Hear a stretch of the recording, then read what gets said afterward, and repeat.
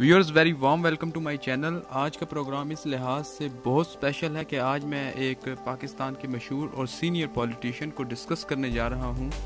जी हां, मिस्टर नदीम अफजल चंद। दोस्तों, हाल ही में मुख्तारे की लीक होने वाली कॉल से वजह शोहरत बनने वाले और मीडिया में इन रहने वाले पॉलिटिशियन नदीम अफजल चंद की आज मैं आपको मुकम्मल डिटेल बताऊंगा और ये भी बताऊंगा कि मुख्तारा कौन है और ये कॉल कैसे लीक हुई, और कोरोना के बारे में भी आपको लेटेस्ट अपडेट दूंगा। लेकिन उससे पहले हम डिस्कस करेंगे नदीम अफजल चंद का थोड़ा सा पॉलिटिकल बैकग्राउंड। नदीम अफजल चंद 1 अप्रैल 1975 को पैदा हुए। इसके मुताबिक इनकी उम्र इस वक्त तकरीबन 45 साल है। इनका ताल्लुक मंडी बहाउद्दीन की मशहूर तरीन फैमिली गोंदल फैमिली से है। इन्होंने अपना सियासी कैरियर सरगोदा से शुरू किया और तहसील नाज़म रहे। ये मलकवाल से 2001 से लेकर 2006 तक तहसील नाज़म मुंतखब हुए।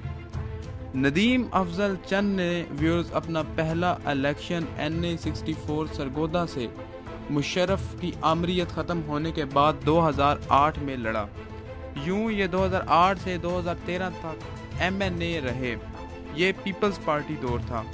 इसी दौर में 2012 से 2013 तक ये chairman of public account committee भी रहे।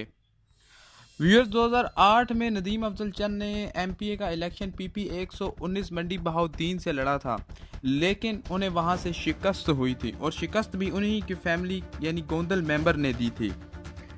2013 के जनरल इलेक्शन में नदीम अफजल चंद ने पाकिस्तान पीपल्स पार्टी के टिकट पर इलेक्शन लड़ा, लेकिन शिकस्त हुई।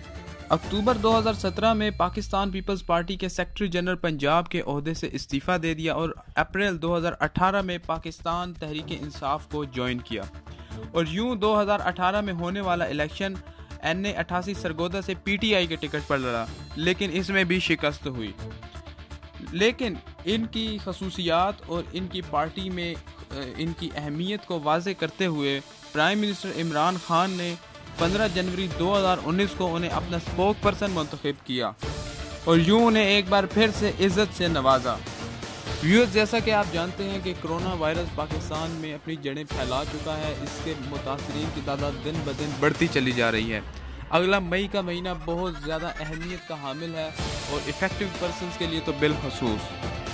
इसी सिलसिला में उन्होंने नदीम अफजल चंद ने अपने एक हल्के के वोटर जो सरगोदा से ही हैं मुख्तार, उन्हें फ़ोन किया और एक कॉल में उन्हें बताया कि मुख्तार अब बहुत ख़तरा है, हालात बहुत ख़राब हैं, और उन्होंने आगे भी कुछ ब्ला ब्ला ब्ला करके बोला।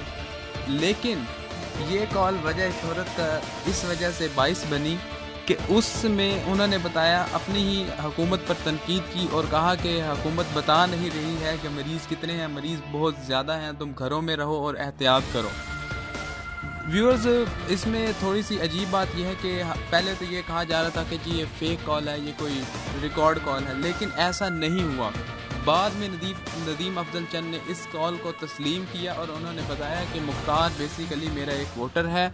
हमारे हल्का पे, हमारे डेरों पे बहुत ज़्यादा रश है, पॉलिटिकल एक्टिविटीज़ होती हैं, तो उनको रोकने के लिए मैंने उसे डराया और उन्होंने मुखालफिन ने मेरी ये कॉल जो है वो लीक कर दी। तो इसमें कोई इस वक्त शक व शुबा नहीं है कि ये कोई मिस हैंडलिंग है।